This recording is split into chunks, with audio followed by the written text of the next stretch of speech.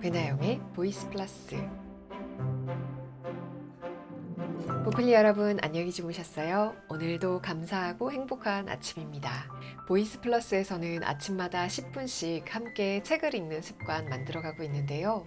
책 읽기를 좋아하시는 분들은 언젠가 나도 한번 책을 써보고 싶다 이런 생각 하시잖아요. 그래서 제가 어제 나도 회사 다니는 동안 책 한 권 써볼까 이 책을 소개해드렸죠.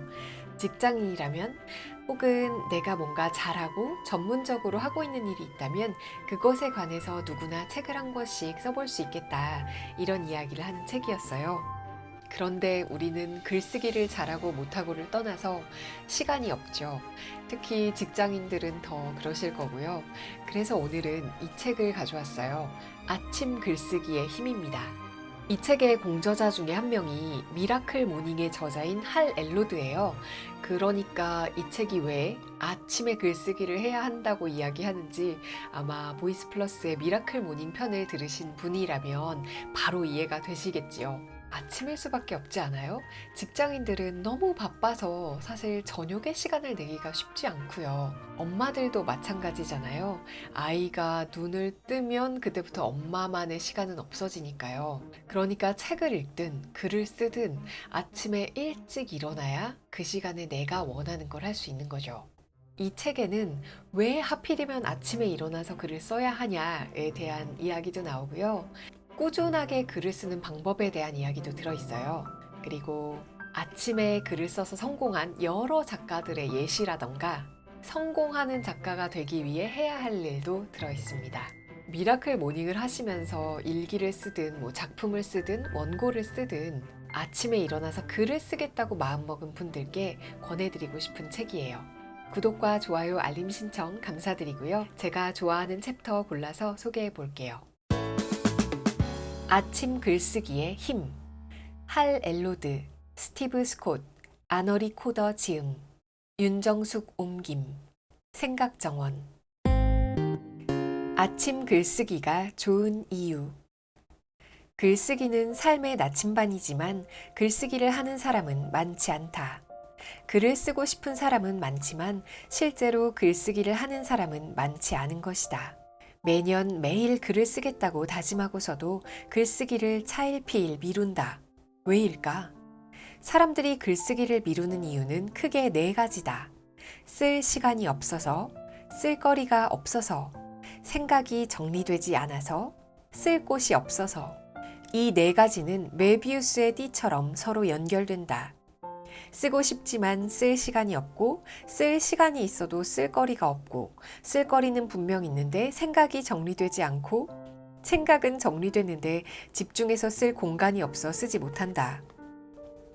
나침반을 챙기지 않으면 바다를 항해할 수 없다. 쓸 시간을 내고, 쓸 거리를 만들어서 생각을 정리하고, 쓸 곳을 찾아 글을 써야 한다. 삶의 나침반이 되어주는 글쓰기는 언제 하면 좋을까? 하루의 어느 때라도 좋지만 아침이 가장 좋다. 그것도 아침 일찍 글을 쓰는 것이 좋다. 여기에는 몇 가지 이유가 있다. 첫째, 오후나 저녁에 예상하지 못한 일이 벌어져도 글쓰기를 미루거나 건너뛰지 못한다. 바쁜 일을 끝내고 여유로운 시간대에 글쓰기를 계획하는 사람들이 많다. 그러나 살다 보면 여유로운 시간은 잘 나지 않는다. 앞서 말했듯이 쓸 시간이 없어서는 글쓰기를 미루는 대표적인 이유 중 하나다. 북회귀선을 쓴 미국의 소설가 헨리 밀러는 언제나 제일 먼저 할 일은 글을 쓰는 일이다. 그림을 그리고 음악을 듣고 친구를 만나고 영화를 보는 다른 일들은 그 다음에 하라 라고 했다. 바쁜 일이나 뜻밖의 일로 우선순위가 밀리지 않게 하기 위해서는 글쓰기를 아침 일찍 하는 것이 좋다. 둘째, 아침에는 정신이 맑고 에너지가 넘친다. 푹 자고 일어난 아침의 몸과 마음은 어제의 신체적, 정신적 피로가 사라지고 새로운 에너지가 채워진 최상의 상태다. 새로운 에너지로 시작한 아침에는 세상도 새롭게 보인다. 익숙한 것에서 새로움을 발견할 수도 있다. 쓸거리가 없어서 쓰지 못한다면 아침 시간이 새로운 눈으로 세상을 보며 쓸거리를 찾기에 가장 좋은 시간이다. 셋째, 창의력이 소진되지 않은 상태에서 글을 쓸 수 있다. 창의력은 가장 높은 단계의 사고 능력으로 생각의 자료들을 분류하고 평가해 결론을 내려야 할 때 필요하다. 하루를 보내며 다른 활동에 창의력을 다 쏟고 나면 글쓰기를 위한 생각을 정리할 창의력은 고갈된 상태가 된다. 그래서 생각이 정리되지 않아서 글을 쓸 수 없는 문제는 대개 오후나 저녁에 발생한다. 이 문제는 창의력이 가장 풍부한 상태인 아침 시간에 글쓰기를 하면 조금이나마 해결할 수 있다. 넷째, 다른 사람들이 아직 자고 있기 때문에 정신을 산만하게 하는 것이 거의 없다. 혼자 살지 않는 이상 가족, 룸메이트 등과 시공간을 공유하며 살아야 한다. 그들은 삶에서 중요한 존재들이지만 글쓰기를 할 때는 방해가 된다.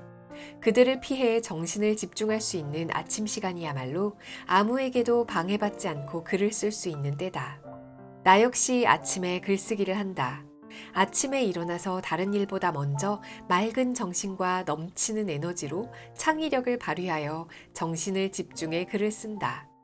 그건 대개 몇 시간 동안 이어진다. 바쁜 일이 있을 때는 30분만 글을 쓰고 다른 일을 한다. 그래야 글쓰기를 항상 삶의 최우선으로 둘 수 있고 최상의 상태로 글쓰기를 할 수 있다. 위대한 작가들의 하루. 성공한 작가의 삶을 상상해보라. 미래의 베스트셀러를 집필 중인 그녀는 테라스에서 모닝커피를 마시면서 졸졸 흐르는 시냇물을 바라보고 깊은 생각에 잠겨 있다. 하지만 현실은 엉망이다. 특히 하루 30분밖에 시간을 내지 못하는 작가들에게는 하루는 수많은 일들로 채워진다. 직장에서의 업무, 집안일, 육아 등 할 일이 끊임없이 이어진다. 누구도 글쓰기에 온전한 하루를 바칠 수는 없다.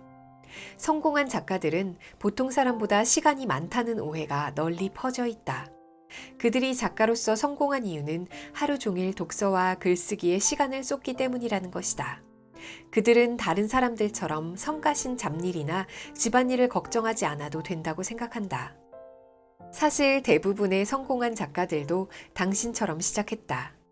그들도 자신의 직업이나 다른 의무들을 지키며 글을 써야 했기에 쉽지 않았다. 베네치아에서의 죽음을 쓴 토마스 만이 그랬다. 그는 하루 종일 다른 일을 하면서도 꼭 한쪽씩 글을 썼다. 한쪽은 적어 보이지만 1년이면 365쪽이다. 그는 이렇게 날마다 시간을 쪼개 한쪽씩 써서 세계에서 가장 많은 작품을 쓴 작가 중 한 사람이 됐다. 변신을 쓴 프란츠 카프카는 생계 유지를 위해 직장을 다녔다. 그는 오후 2시에 퇴근하면 3시부터 7시까지 잠을 자고 일어나 저녁을 먹은 뒤 산책을 했다. 그리고 밤 11시부터 새벽 2, 3시까지 글을 썼다. 폐결핵으로 직장을 그만둘 때까지 이런 생활을 계속하며 글을 써서 위대한 작품을 여러 편 남겼다. 2013년 노벨 문학상을 받은 앨리스 먼로는 19의 첫 단편 소설 그림자의 세계를 발표했다. 그리고 20살에 결혼한 그녀는 4아이를 키우며 애완동물을 돌봤고 서점 일을 하면서 집안일도 했다. 가사, 육아, 직장일까지 쉴 틈이 없었던 그녀는 아이들이 잠든 시간, 학교에 간 시간 등에 겨우 글을 썼다. 하지만 꾸준히 글쓰기를 한 덕에 14권의 단편집을 발표했고 권위 있는 문학상을 다수 받았다. 이 작가들은 일과 글쓰기를 겸하며 하루를 바쁘게 보냈다. 하지만 그들은 무슨 일이 있든 매일 글쓰기를 했기에 결국 성공했다. 글쓰기를 일과로 하지 않았다면 이런 문학적 성과는 요원했을 것이다. 작가들이 글쓰기를 일과로 했다면 언제 글쓰기를 했을까? 아침에 글쓰기를 하는 작가들을 충분히 살펴보았으니 또 다른 시간에 글쓰기를 하는 작가들을 살펴보자. 찰리와 초콜릿 공장을 쓴 로알드 달은 오전 10시 30분부터 12시까지, 그리고 다시 오후 4시부터 6시까지 하루 2번 자신이 정해놓은 시간에 글을 썼다. 그는 이 일과를 매일 똑같이 반복했다. 영국의 소설가이자 극작가인 R.F. 델더필드도 매일 정해진 시간에 글을 썼다. 오후 4시까지 쓰는데 4시 전에 원고가 완성되면 타이프라이터에 새로운 종이를 끼우고 새로운 책을 집필하기 시작했다. 길 위에서를 쓴 잭 케루악은 자정부터 동틀 때까지 글을 썼다. 그는 인터뷰 중에 이렇게 말했다. 침대 근처의 책상에서 불을 환히 켠다. 그러고는 한밤중에서 새벽까지 피곤해지면 술이라도 한잔하면서 글을 쓴다. 집이 좋기는 하지만 집이 없다면 호텔이나 모텔방을 집 삼아서. 여기서 무엇을 할 수 있는가? 글쓰기에는 완벽한 루틴이 없다는 것이다. 작가들은 저마다 다른 시간에 다른 순서로 글쓰기를 했다. 그러나 공통점은 있다.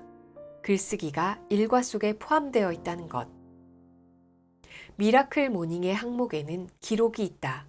그러나 글을 잘 쓰고 싶고 글 쓰는 사람이 되고 싶다면 반드시 일과 중에 글쓰기 시간을 따로 더 추가해야 한다.